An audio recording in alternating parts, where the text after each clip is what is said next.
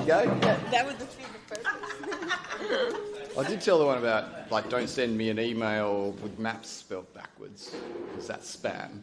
Oh my God. Oh, good morning, everybody. This is Morning Startup, and if this is your first time, our usual routine is littered with high-quality dad jokes. Can I have hands in the air? Who's first time at Morning Start this morning? Ooh. Yeah. Good morning. All right, let's get started. So Morning Startup is run by founders for founders. We are all volunteers, so that's why we look a bit sad, tired, because we also run our own startups. I'm Erin. This is the lovely Nina. I'm Nina. And that lovely gentleman down the back, his name is Scott. He is also a startup founder.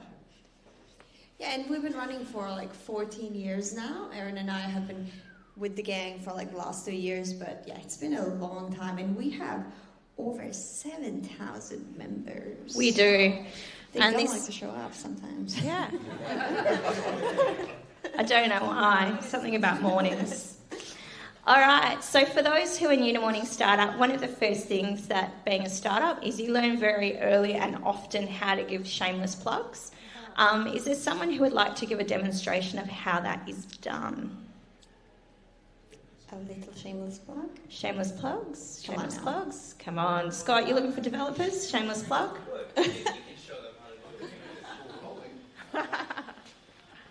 Just as a demo, so my name's Scott Glue. I run a company called FastVue. That's FASTVUE to sound more sophisticated. We help companies and schools monitor what's happening online. So if kids are searching for how to kill myself at their school, which happens every other day, unfortunately, we send alerts and to the right people. We have dashboards and reports for the IT team to keep an eye on what's happening. And we're always looking for high-quality developers, full-stack developers with good experience in things like Elasticsearch, ClickHouse, high-performance, database, transactional sort of stuff. So if you're in that area, give me a bell. Thank you. Beautiful. You can see he's pitched once or twice, can't you? Yeah. Anyone else? So Scott intimidated everybody. Does anyone else want to follow? I'm stopping children from... Hey, look, I can totally light-heart it. I run a tourism business. That's exactly what we love to hear. Thank you. Hi everyone, I'm Georgina Woodley and I run a company called, the company is Custology Insights. We're a market research company. But we recognised a gap in the market around customer experience, and staff experience are seen as very separate systems. We see it as one human system. So we've got Joyometer, which is looking to plug the gap. And our offer really is multiple lenses, but joy is often seen as a soft concept, and executives don't often think about investing in joy. But joy is the unlock to greater human capacity. And so that's our angle. And we are also probably one of the only brands, I think, that would be the sort of brand where you would look at that as a marketing opportunity. We are companies that invest in joy across the human system, joy for customers, joy for staff creating joyful staff who are operating in joy create joyful customer experiences. It's that simple. So thank you. Thank you. Oh, sorry. Can I say, my plug though is in terms of what I'm looking for. I am looking for some brave individuals to think about trialling this in their company, so that we have some real data. Because at the moment, I can pay for data on the customer side, but I can't pay for data on the staff side. So I don't have any real data to look at the patterns within. So looking for volunteers. Thank you. Fantastic. That's lovely. Anyone else? Do we have anyone else who would like to talk about their brand? Shameless plugs? Looking for somebody? No? We're good? Okay. If mornings are not your thing, we also meet of an evening, first Wednesday of every month, Founders Sundowners, so quite different format, very informal. What do you like about it most, Nina? It's a vibe. There's a lot of pizza. Sometimes it comes late, but it's great when it comes. And we get drinks, and the pizza is free, and also gossip is free, which is great. Because we have amazing sponsors. We do. Let's hear about our amazing sponsors, shall we? Our first sponsor provides our live stream. Yes. So the lovely people who make us look good and sound good every fortnight are from Perth Video. Perth Video is really cool because what they do is they film a bunch of stuff for businesses. They can do interviews, events, and that's honestly in the age of AI really important. I believe we're hearing more about that today, the age of AI and how to get found, how to get seen. The live stream is brought to us at the moment from the lovely people at DEED. The acronym, which we've now memorised, is the Department of Energy and Economic Diversification. Lots of grants, awards. They can help us, which is great. All right, so who's got a coffee this morning? Beautiful, congratulations. Your startup is now VC funded. Because all of your coffees never gets old, that one, does it? Some of the dad jokes get a bit long in the tooth, but that one's good, thanks, Scott. So now, congratulations, your coffee is your VC funded. So what is Purpose Ventures, Nina? Look, it's an investment fund. They lead with purpose, and we've also had Derek, one of the founders of Purpose Ventures, come and give us a talk about how does it look like to be investment ready and what they're actually looking for. And you can actually have a look at that video, footage of him basically talking about that, which is really good, on our website.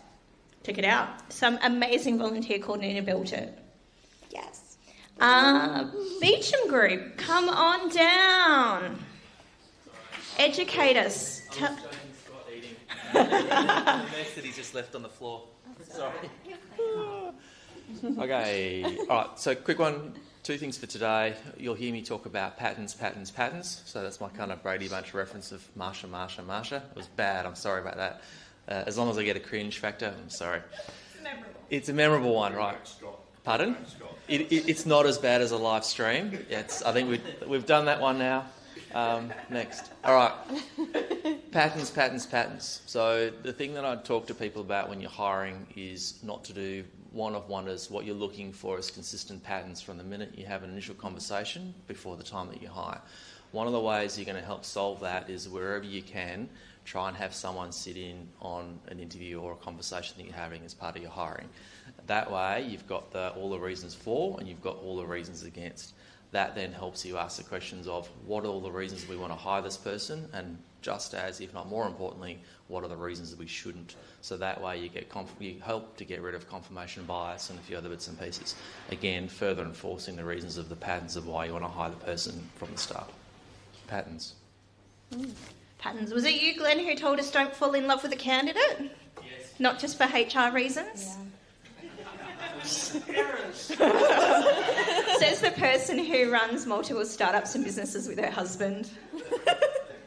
All right, Typeset. We're going to hear from the lovely Sarah from Typeset today, who is going to stun us with her about all things about getting seen as a startup.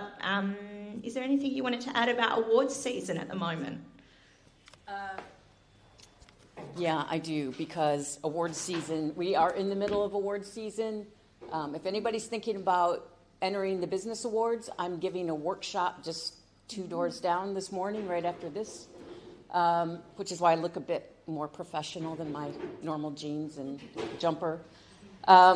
Look, people are using AI to do their awards, and that's great. That'll get you to the first draft, but it will not get you a competitive award. Okay, so if you're going to enter, I recommend that you, if it's business news, if it's a Telstra Small Business Awards, if there's a myriad of awards out there right now. Give yourself plenty of time to start. Don't use AI exclusively. And really, my number one piece of advice is to make sure that you provide evidence and outcome for every single claim you make.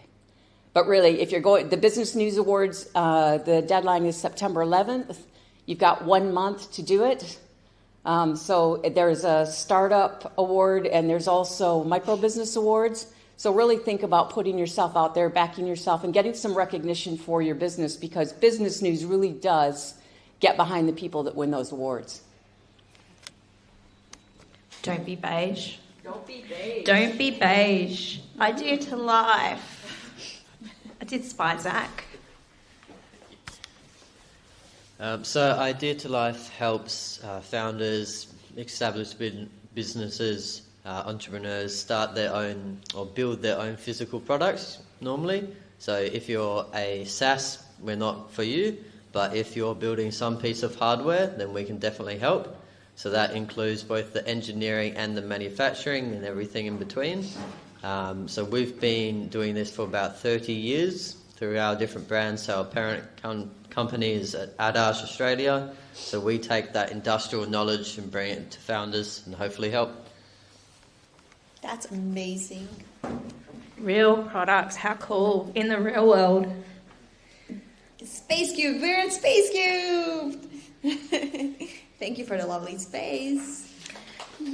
So if you're looking, so Space Cube, for those who are not familiar, operate a number of things across Western Australia and broader Australia. So if you're looking for co-working space, they operate a number of spaces. The one that we're in today is the beautiful Riff, but they have lots of different sizes, shapes, colours, depending on where you feel most comfortable. Yeah, and they also have lots of programs for startups, for founders, for all stages, and they definitely accelerate, so that's really cool. And we saw a lot of the +8 program people pitch recently, and they were amazing, stunning. All right, and that is one of many programs, incubators and accelerators in Western Australia.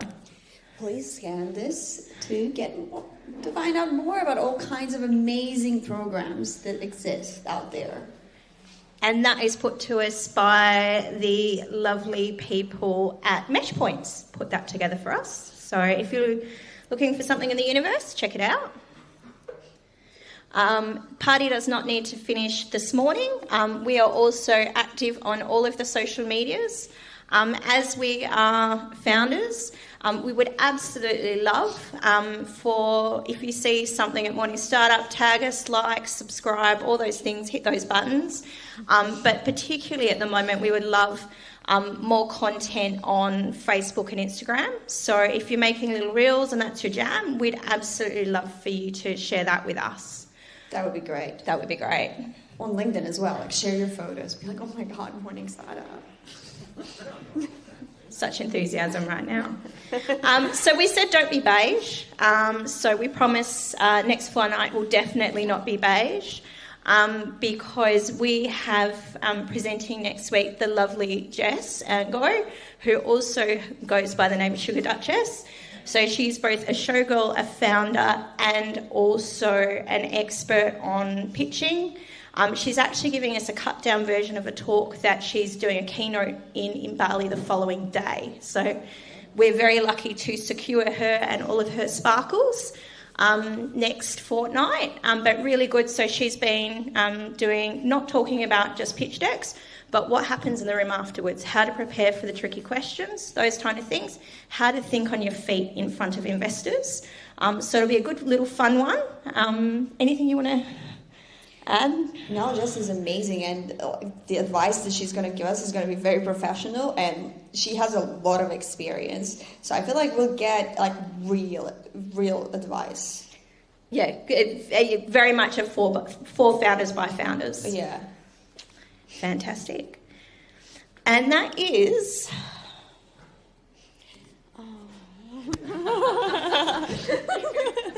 our formality is done.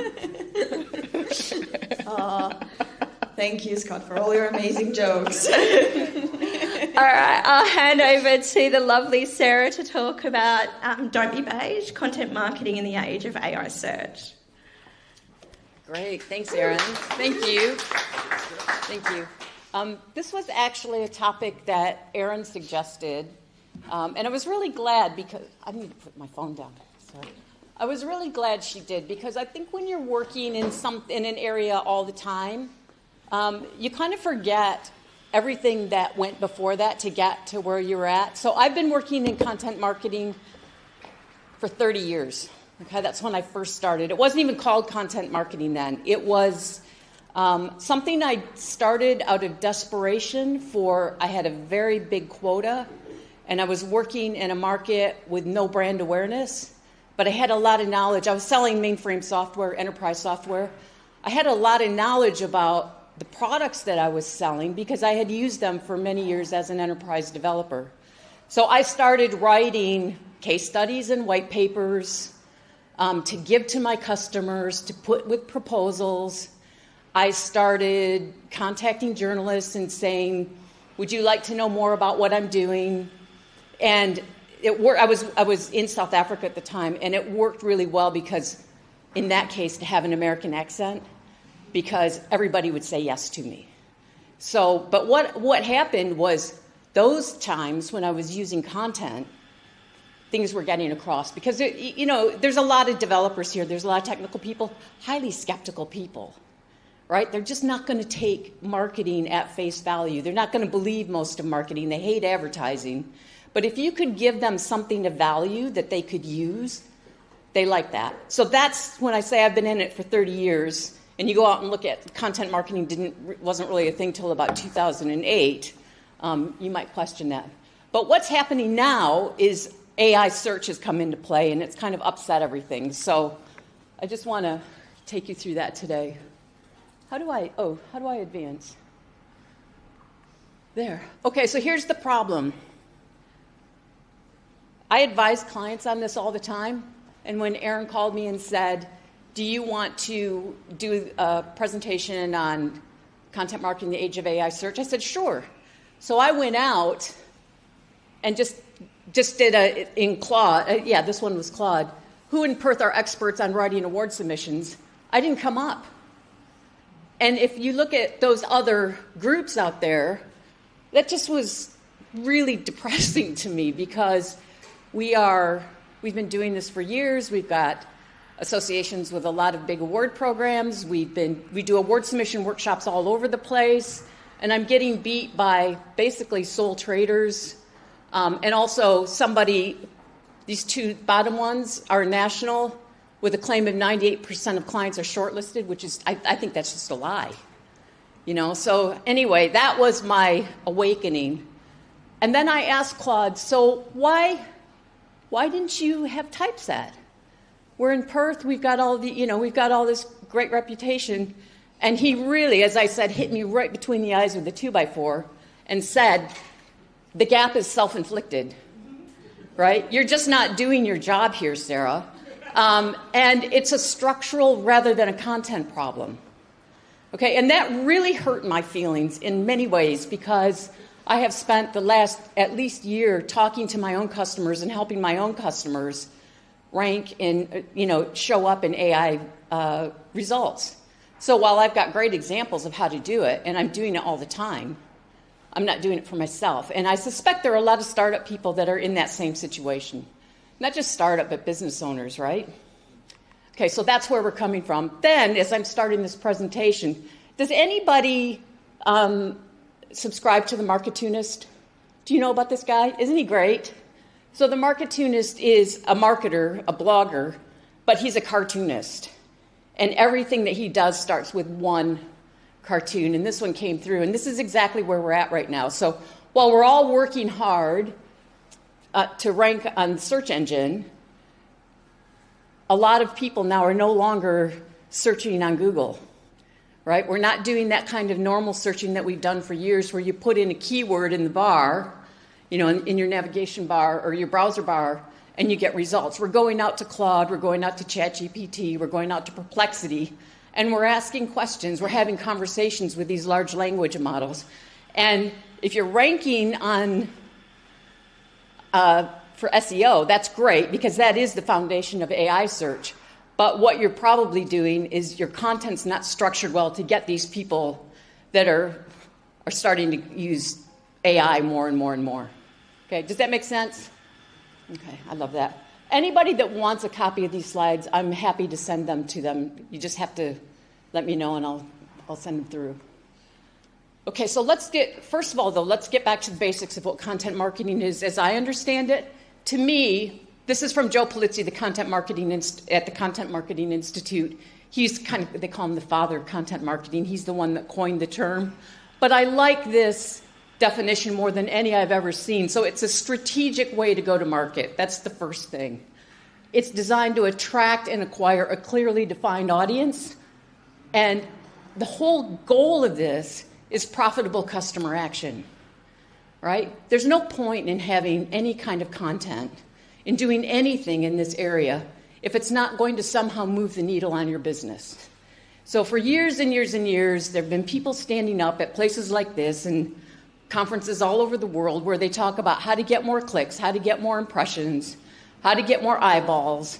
But really, what I'm most interested in is how to change my business. So I'm really focused on what's the least amount of work we can do to get the result that we're looking for.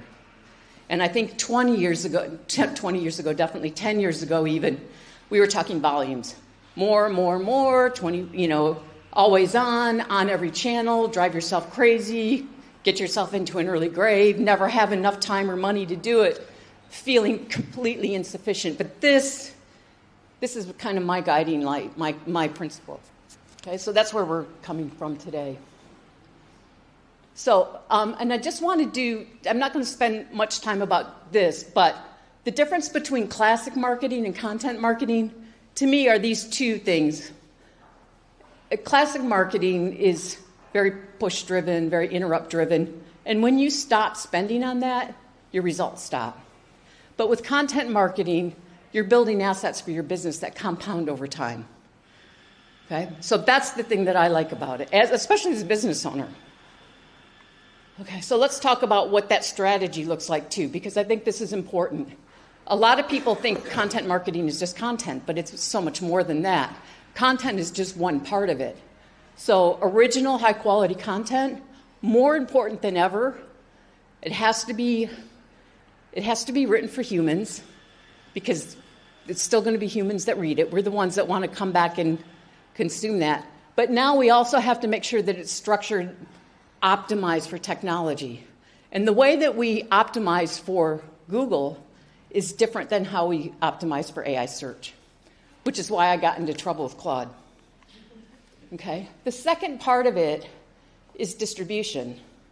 So the distribution part, and this is where I think a lot of people end up spending more money than they need to, is getting your content into the hands of the people that want it, that you know about and that know about you. These are people that have opted in, right? These are people that say, send me an email.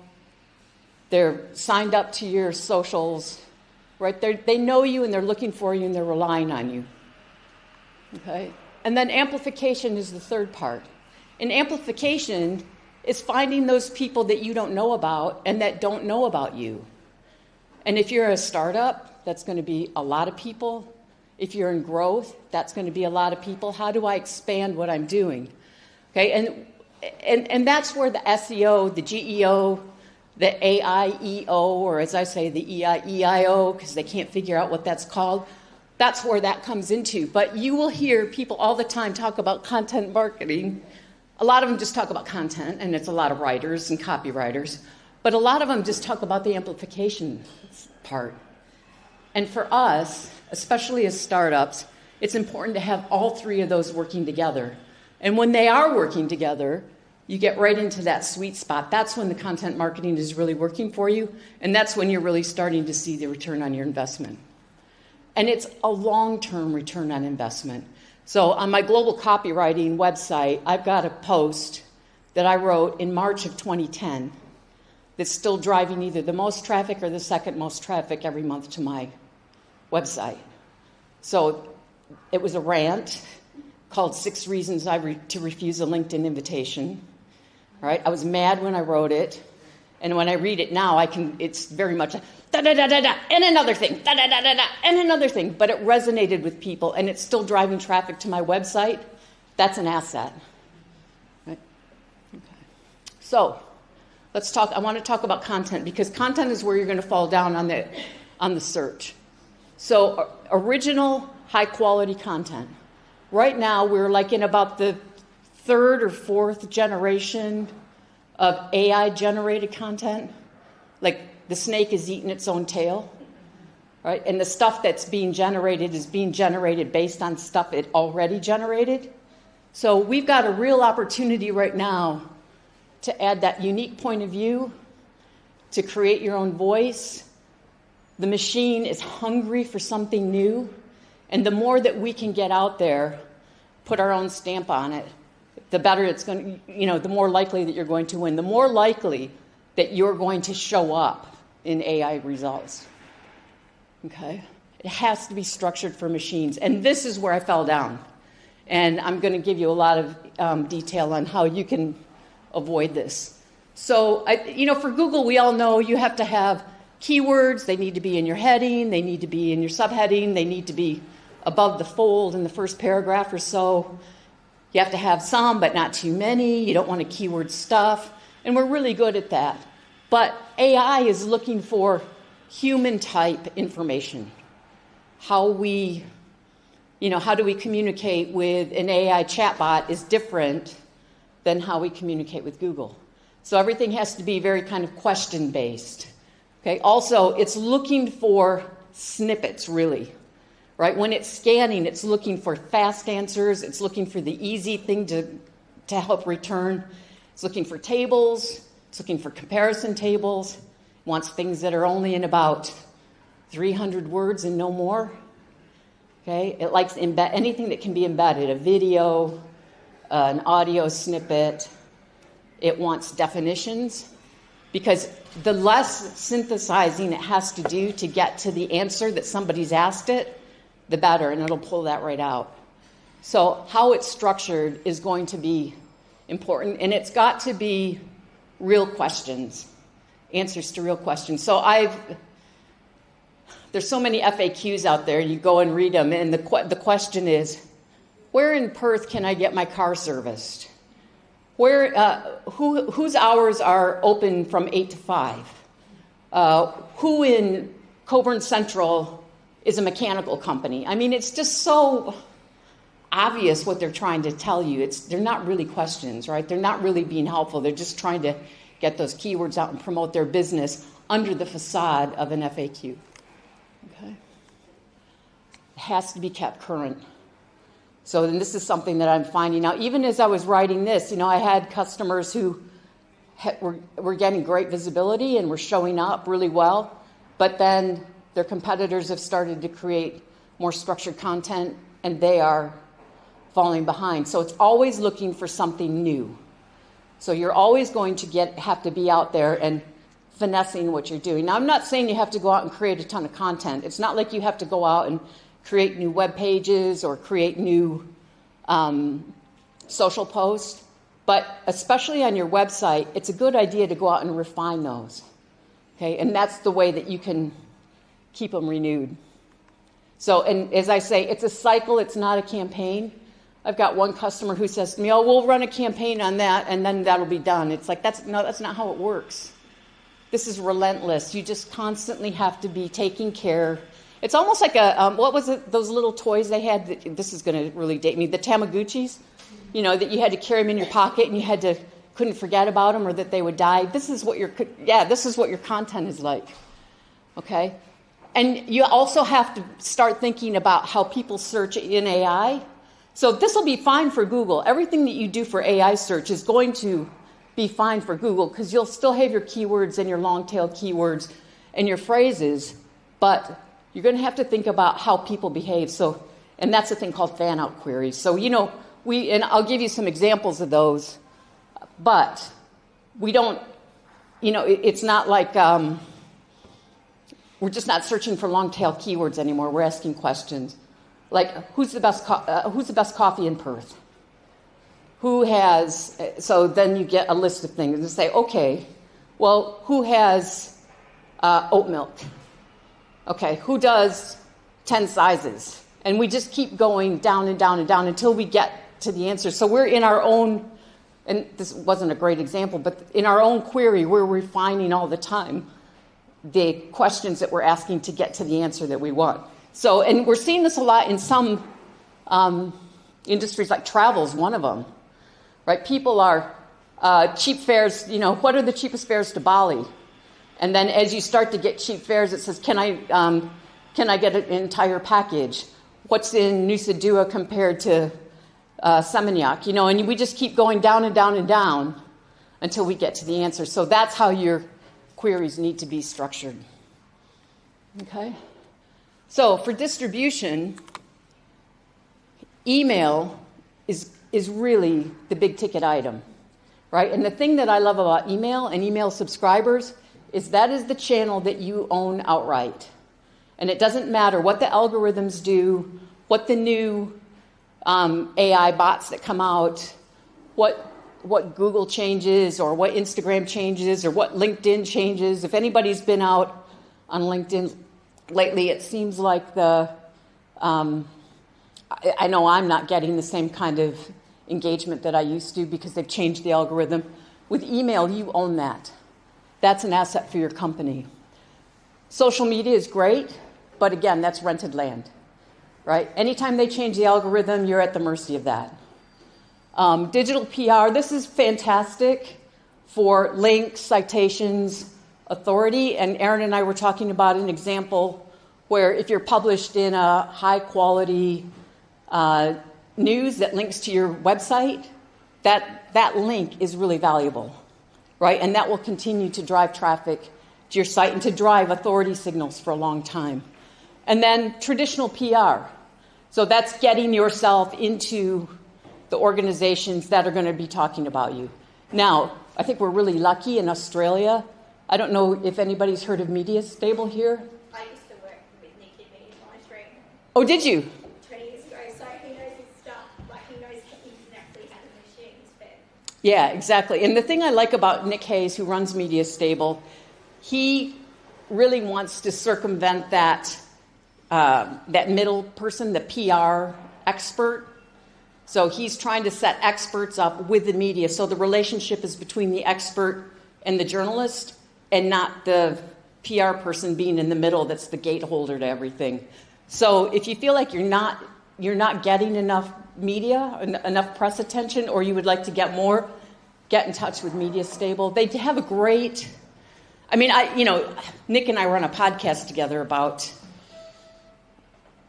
it's been about 8 years, but I like Nick. I don't make any money off Nick, but I recommend him all the time because I think he's doing this really fantastic thing. But he has a conference called Meet the Media. So if you ever wonder how to influence the media more, how to get contacts more, how to get your pitches listened to, that's a great little conference to just have to. Okay, so the whole goal of distribution is to get people off all this rented land and into your own. So now this is what I call the hierarchy of subscribers, and this I think this was Robert Rose that originally put this together. But I see a lot of people spending time on a channel that's not necessarily the best channel for them to be spending their time on.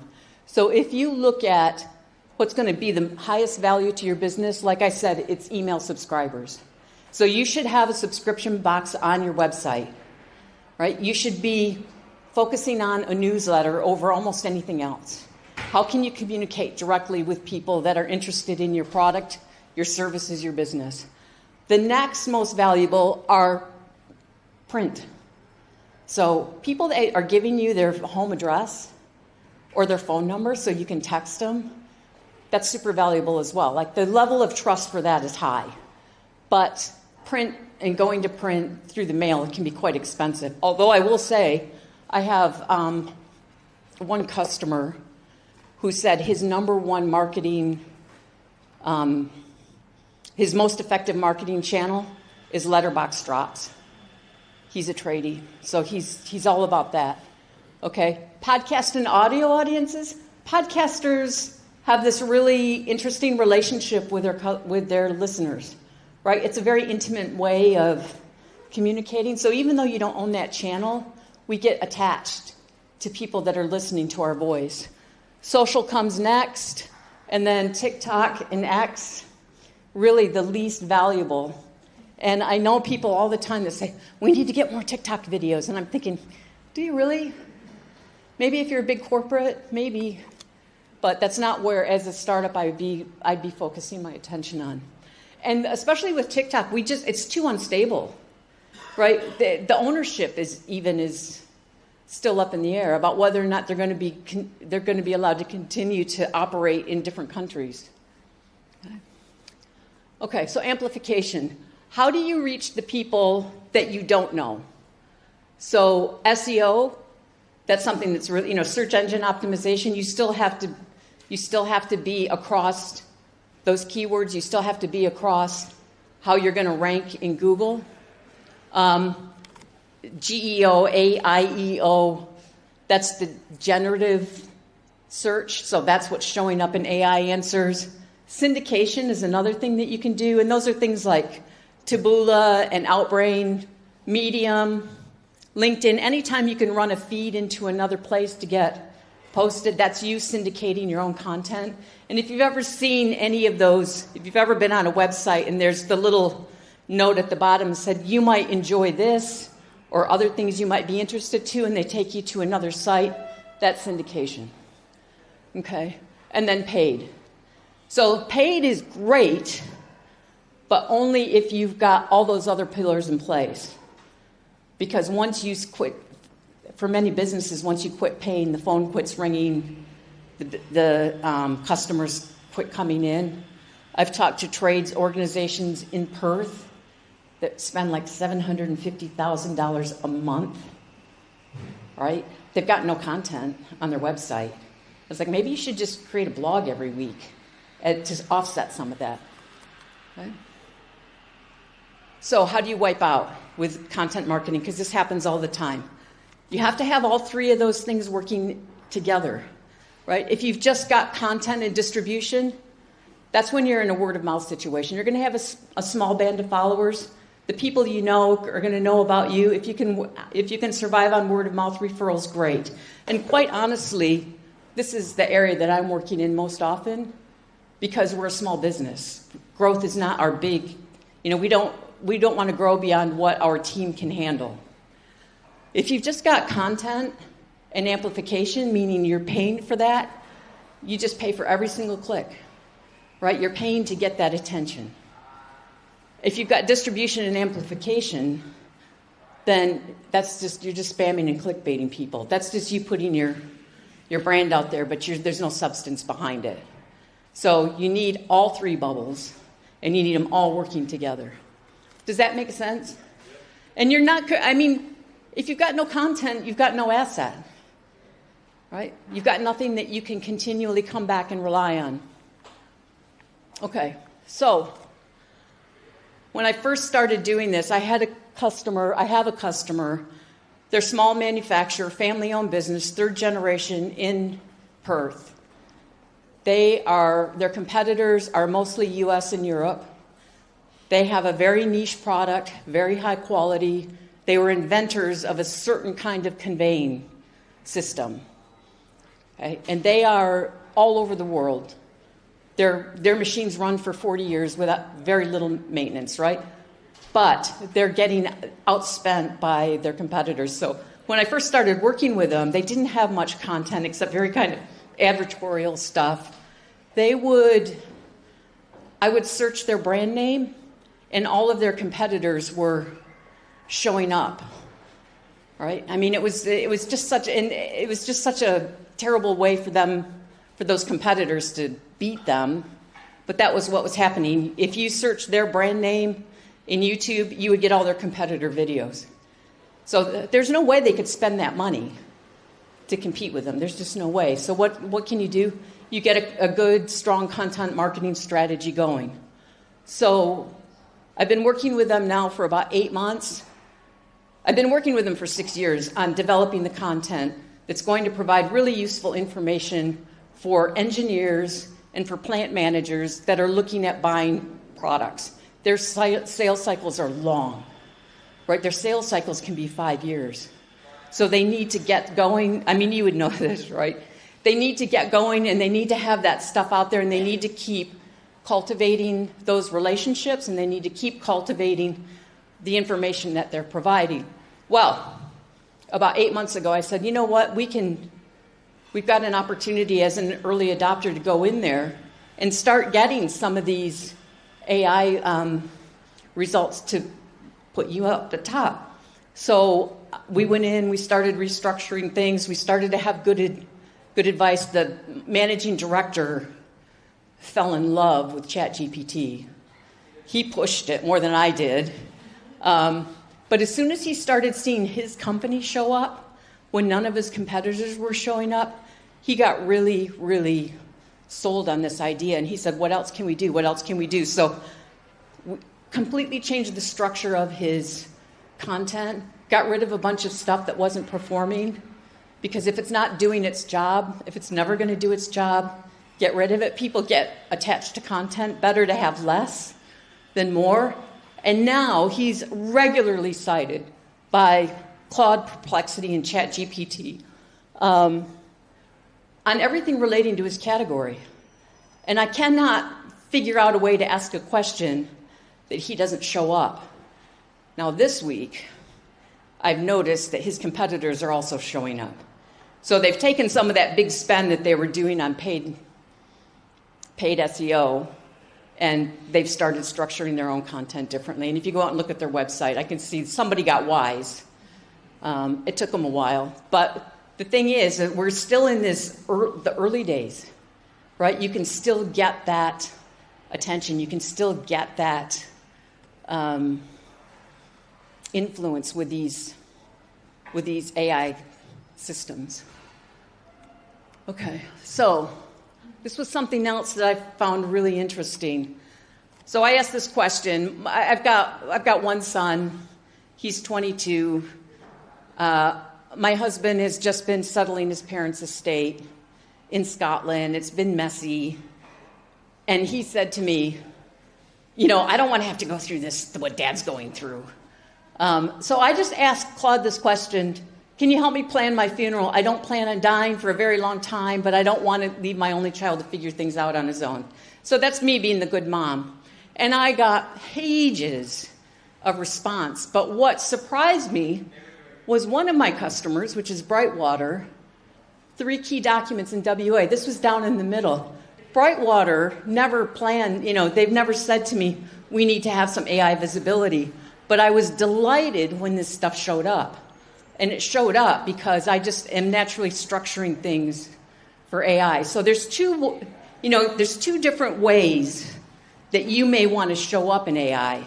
One, you might want to show up so people get your information and go over to your website, right? We're in a zero-click kind of space. Website traffic is way down.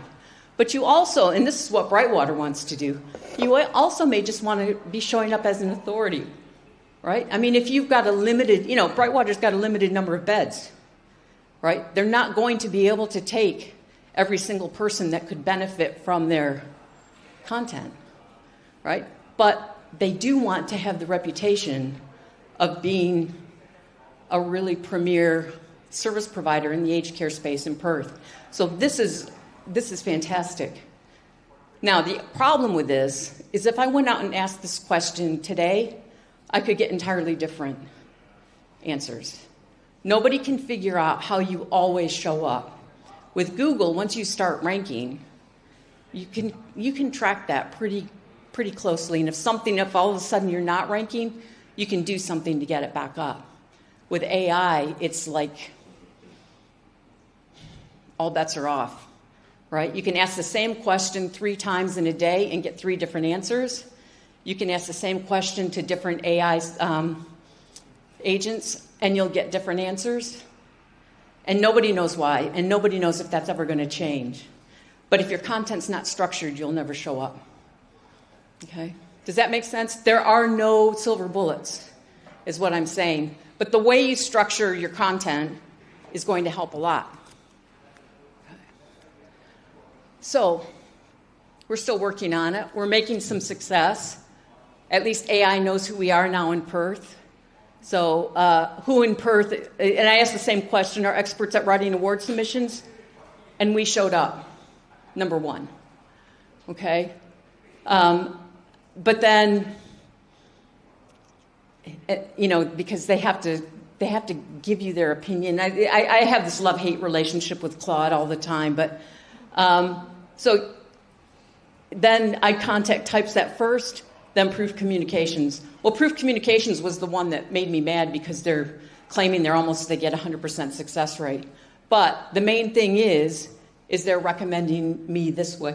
When I was looking for a hotel for a weekend in Perth, I used Claude, and I took his first recommendation. Right? So this is really valuable. So, but if I go and ask today, I might not show up first because my website is still under construction. We've had to get our web developer in. We are rewriting all of our content. They know about us. We've done some stopgap things. We've updated LinkedIn. LinkedIn gives a lot of signals to AI, but we're still not there yet. So it's often not a quick fix. Okay. So the trap here, I think, for everybody is what we call the post and hope. You create great content, which is an investment, even if you're doing it yourself. It's still going to take time. It's still going to take time out of your business.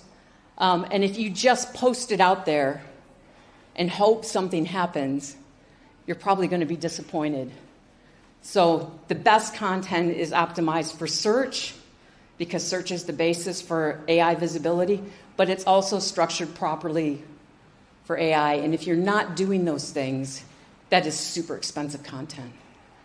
The internet is littered with great content that nobody ever sees, right? Because we just haven't hooked into these. They're not tricks. We haven't hooked into the structure of how the machines are looking for data. Okay, so here's what I like about it too. So content is an asset. I've given you one example from 2010.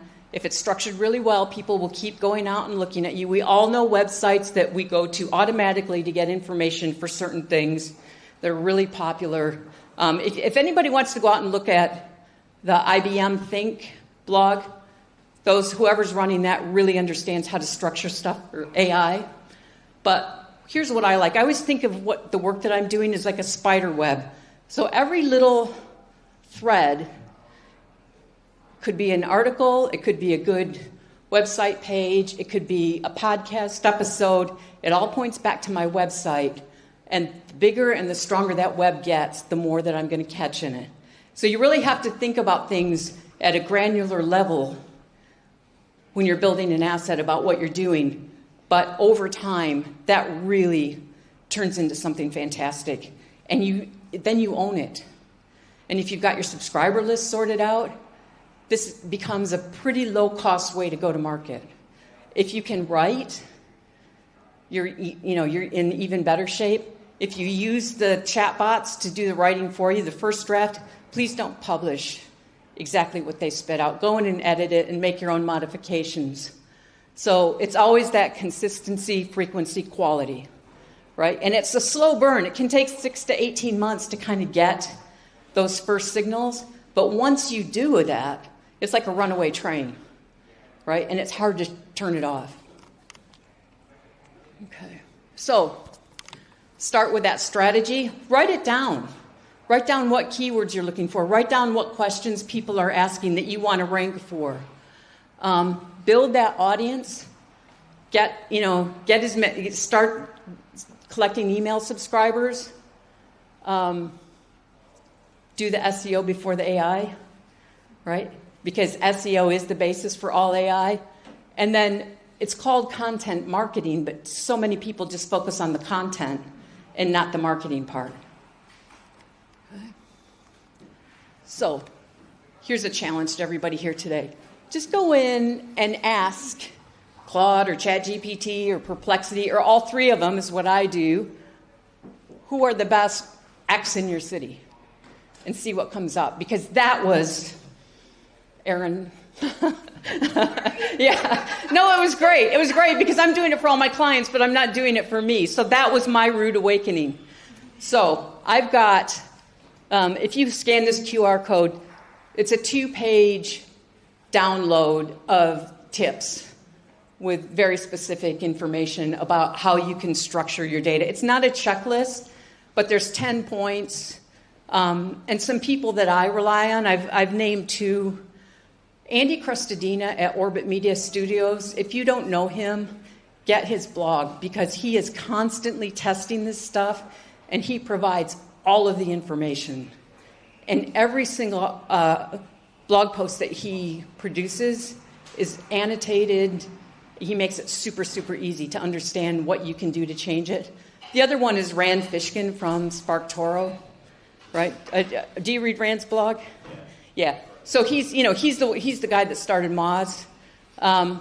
This is just infuriating him in some ways, I think, that he cannot figure out the code to do this. But he's constantly testing it, and he's constantly reporting on it. And there's links to that stuff. There's a guy in the UK named Dan Taylor. He works at Salt Agency. He's prolific, and he publishes a lot in Search Engine Journal and Search Engine Land, a lot of SEO stuff. He speaks a lot, but the guy's super technical. So I always feel like I have to send him a note and say, can you just explain that 3 paragraphs to me? But if you're a technical person, Dan Taylor's a good one to follow as well. Okay. That's my talk. You can also, if anybody wants this presentation, I'll send you a PDF of the slides, sarah@typesetcontent.com, but you can also watch this on live stream. Okay. Any questions? Good.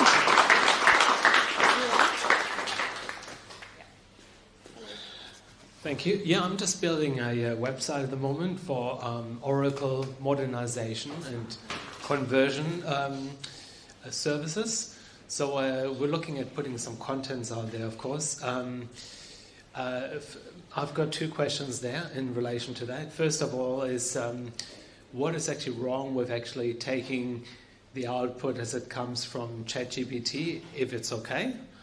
And also, how can you actually fast track or speed up the discovery process by the AI? I mean, just keeping in mind that we're building the website at the moment. Right. Well, the first way to speed it up is to structure it properly, and I've got lots of tips in that document. So chunking is the big thing. You want a lot of subheadings and headings with no more than 300 words between those subheadings. So if you think about even like an AI Google overview, right? If you go in and look, you're getting about that much information. They want to see that in that kind of density. You can the other great thing about AI is they will scan a whole document. You don't have to be in the first, paragraph. They'll look at the whole thing, where Google kind of looks at the stuff at the top and then it doesn't get too far down. The other thing about why not just take what they've offered is because that's what everybody else is doing. It won't be unique. So it's constantly looking for new information. And that's why opinion pieces are really good, strong views on anything, any kind of research that you can do. And it doesn't have to be like market research. You can run a little poll on LinkedIn and get 50 people to answer it, and you can publish that, and that information will show up because AI is looking for that kind of stuff all the time. So original research, strong viewpoints, and opinion pieces are ways that you're always going to show up in those kinds of... They're most likely to show up because it's different than anybody else. So one thing I heard last night was Claude is now going to watermark their results in a pattern, so that people will know if it was Claude anyway. So, sneaky. Yeah. Oh. Yep. I'm really curious about the use of amplification, because what I'm seeing at the moment is what I call propaganda, and that the AI generates false narratives. So if you've got someone like in the US who's generating tons and tons of content, how do you counteract that? Because I say that, Australia's too small, or where market is too weird or something like that. So how do you counteract the huge output of false narratives generated by AI? Yeah, and there's a lot of bad actors out there that are putting the wrong information out about their competitors. You just go out there and you have to train AI. So you can respond to it with your own content, and then you can go out there and tell it. Like with Claude, when I said, how come I didn't show up? Oh, let me go check just a minute. And then it comes back and says, oh, you're right. Typeset is really good. In fact, Typeset would be at the top of my list. But it was only after I told it. But to back that up, then I'm going out and making sure that my stuff is structured really well for them to find exactly what they need. The other problem that I had, my award submission was like the depth on the website. I think it was like fifth. It was homepage, and then it was services, and then it was workshops, and then it was award submissions. It's just not going to work that hard. So surface it up at the front as much as you can. Testimonials are also a great thing. If keep getting testimonials, put them on your homepage. And that, if you could have a feed that you can put on the homepage that's constantly being updated, that influences them as well. I think Mark's got a question. Thanks, Erin. So I actually did this yesterday. Before my talk? Yeah, before your talk. I thought, somebody said to me, somebody was talking about organic visibility to me. I had no idea what that meant. I thought it was HR related. But when I found out, I went to Claude, and I got to tell you, Claude's a dick. But I went to Claude and I said, tell me about Xperia. Is it AI visible? And Xperia builds businesses, but it's not an accelerator. And Claude came back and said, well, in order to be visible, you have to call yourself an accelerator, which is specifically what I'm not. Yeah. So if you're trying to create something new, how does, what would you suggest in terms of that when you're creating something that doesn't exist in the context or the location you're currently in? Which is exactly what a lot of us are doing here, right? Yeah. So the first thing is to define what you're not in terms of what you already are. And I think about the guy that was here a couple months ago, the self-playing guitar, right? How does he rank? Because nobody knows anything about it. So if I was him, I would be talking about self-playing pianos and things like that in my homepage, and then transitioning into but we're different. But also going back and talking to Claude about that too, or ChatGPT. And I'll say, if you are going to create content with AI for your website or for your marketing, use Claude, because the writing is the best, right? It's much more fluent than a ChatGPT, okay? Or a Gemini. Actually, I'm not a fan of Gemini at all. Okay.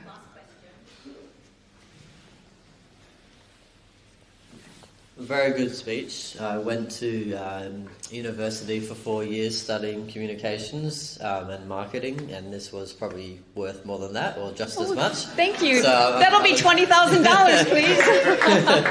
Thank you. So that was very good.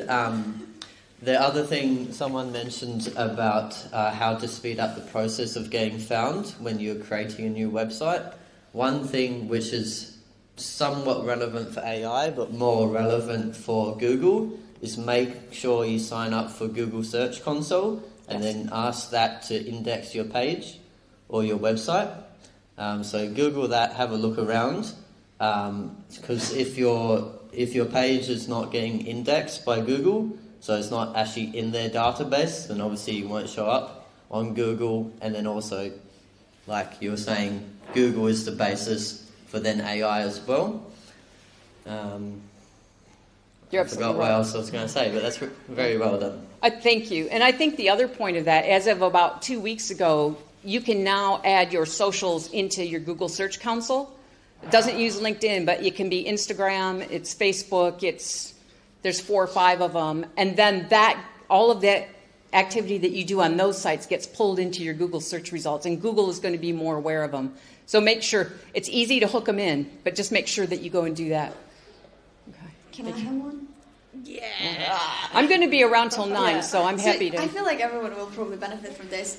When you finally get your content out there and you start showing up in AI conversations, and then you have that article and you said like you have to update it. Should you, like I'm a little bit stressed, like do I need to update that article, or should I just like create another article that's kind of similar, adjacent to it? It's like, no, update the one that's ranking high. I mean, once you start to get that kind of currency with Google, you don't want to get rid of it. So make sure you don't destabilize your current keywords, but it's a good time to go in and add extra headings and subheadings.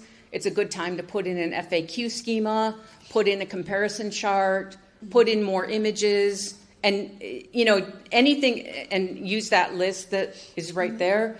Anything that you do is going to refresh that. Google will go out and crawl it because it knows that it's changed. So don't get rid of your great content that's already working. If you have content out there that's doing nothing, just get rid of it, right? The more lean your website is, the better results you're going to get from your valuable content.